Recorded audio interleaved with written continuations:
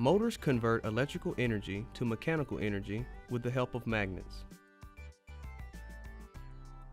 DC motors are one type of motor and are often used in toys, appliances, and radio-controlled cars or boats.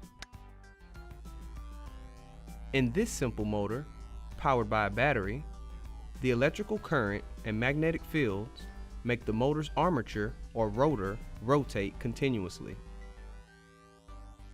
To understand this better, we'll look closely at these forces and how they interact. First, we activate this circuit. While electrons actually run from negative to positive, the convention is to think of electricity going from positive to negative, so that's how we show it here. The charged particles in the electrical current create a magnetic field around them as they move, as shown by these blue arrows. Because the copper coil, that is the armature, is part of the circuit, the current also creates a magnetic field around the coil. By passing current through this coil, we've turned it into an electromagnet. As you can see from the way the magnetic field lines in the coil converge, this electromagnet has a north and a south pole, just like a permanent magnet. The electromagnet's field is represented here by a bar magnet.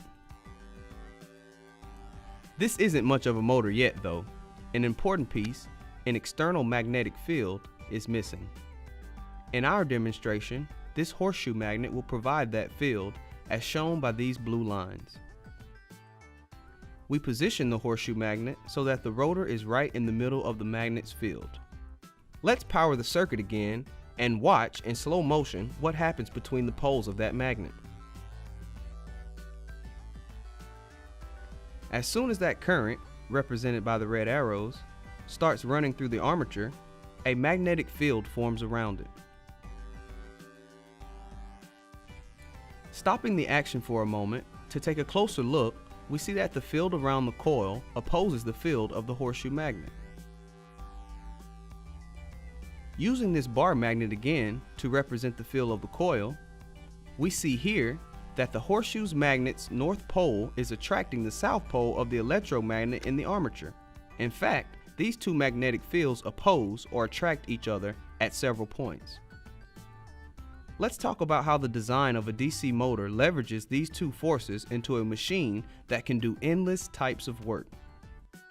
The current that runs into the armature passes first through one of these graphite brushes,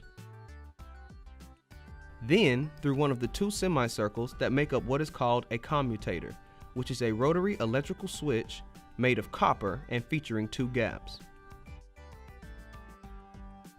The cleverly designed commutator is key to making the DC motor work. To see why, we'll temporarily replace it with this copper ring, which has no gaps. The bar magnet again represents the magnetic field generated in the coil. As you see, this is still not much of a motor. The interacting magnetic field caused the armature to move, but only to the point when their fields align north to south. And there they stayed, opposite attracting opposite, two magnets stuck together. Let's return the real commutator to its rightful place and see what happens now.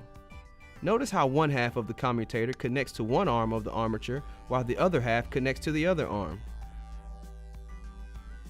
The current enters the first arm, making the coil spin. But this time, just as the commutator reaches the halfway point of its first cycle, a brush reaches the first gap.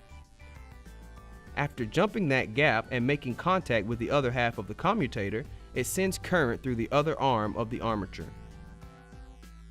As a result, current is sent through the coil in the opposite direction.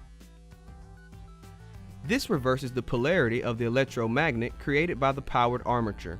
So once again, opposites attract, likes repel, and the armature turns another half rotation.